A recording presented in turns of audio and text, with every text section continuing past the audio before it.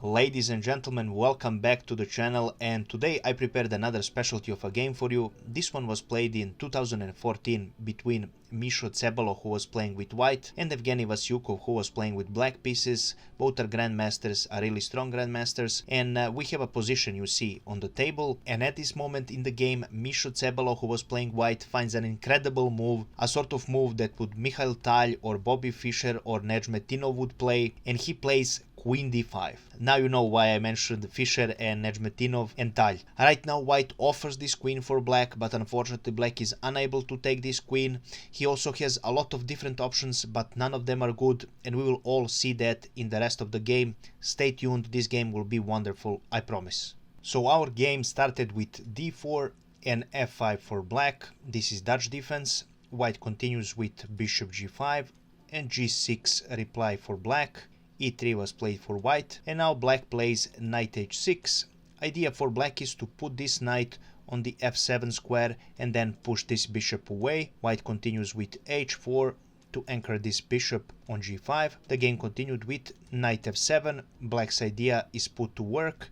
Bishop f4 for white. Of course, white doesn't want to give up his bishop pair, and this 6 was played for black. White continues his development and he plays knight f3. Black replies with knight d7, developing his knight as well, and bishop c4 was played for white, right now aiming at this knight here. Although this knight is worse than this bishop, white's idea is to take this knight and then ruin the black castle. So that's the idea for white. Black continues with bishop g7, the usual idea in this opening, and white immediately strikes with bishop takes on f7, and right now king is forced to take this bishop and black's castle is ruined. White immediately continues with knight g5 check, anchoring on this strong g5 square, and right now black king has a dilemma. If black king decides to go somewhere like e8, then we have knight e6 and we will trap the black queen. If after knight g5 black king decides to go on f8, then again we have knight e6 check and the black queen will fall. And after knight g5 black king had another option. Instead of going on f8 he could go on g8, but then again white strikes with knight e6 attacking this queen. Right now this queen has to move. The only left free square is queen e8, and after that we simply take on c7 and we fork the queen and the rook, and at least black rook will fall. So that's a lost game for black. That is the reason why after knight g5 king f6 was played, the only good move for black in this position. And now white continues with the normal developing moves in most openings and in most positions, but this time knight c3 is an actual checkmate threat. As you can see on d5 right now, if you don't protect this square, knight d5 is checkmate. That's how bad black king really is, guys. So black continued with c6 in this position. And now before going into the next move of the black, I would like to show you what would happen if instead of c6, if knight b6 was played in this position, with the same idea to protect this square as well. Then the game would continue with bishop e5 check, another really strong move. And right now black king is in a lot of trouble because the only left move for black is to take this bishop, and after d takes on e5 check, king is forced again to take this pawn, and after that we have a knight f7 fork. After king e6 we will simply pick up this queen and we win with a huge material advantage. So this was the position that wouldn't work for black, obviously, but I want to show you the only line that can actually help black to make this game playable for him. So after knight c3, instead of going on c6, black could have played e6 here. Of course, still black has to be really careful, because after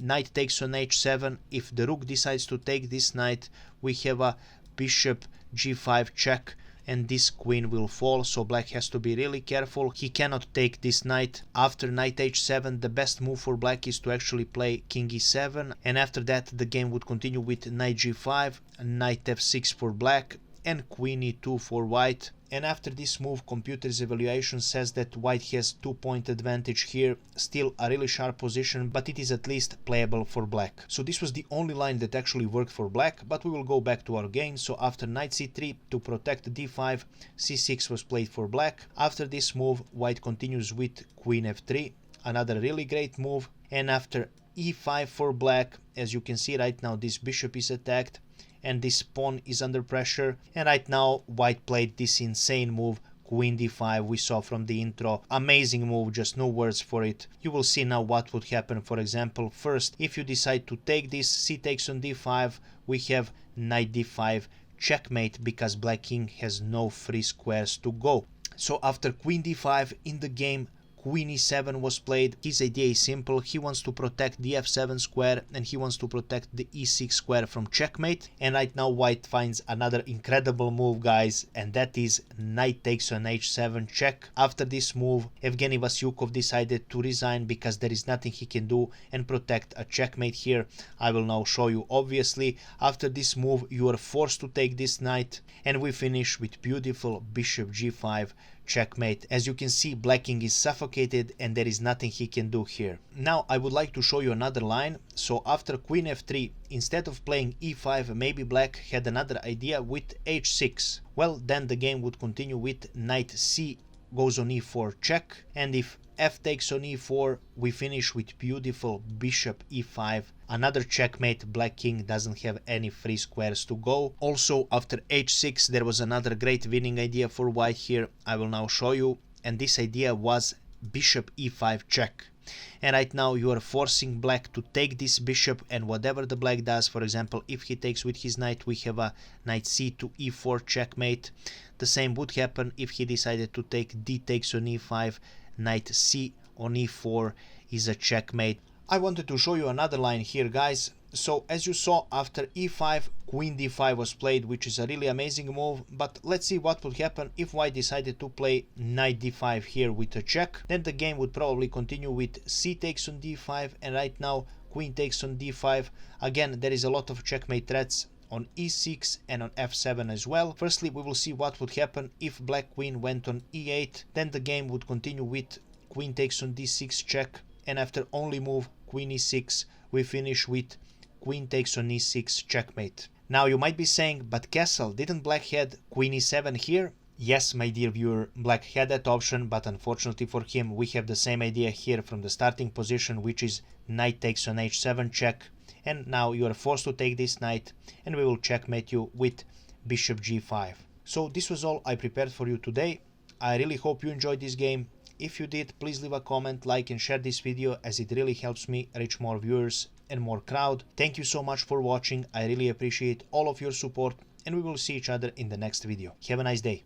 Bye bye.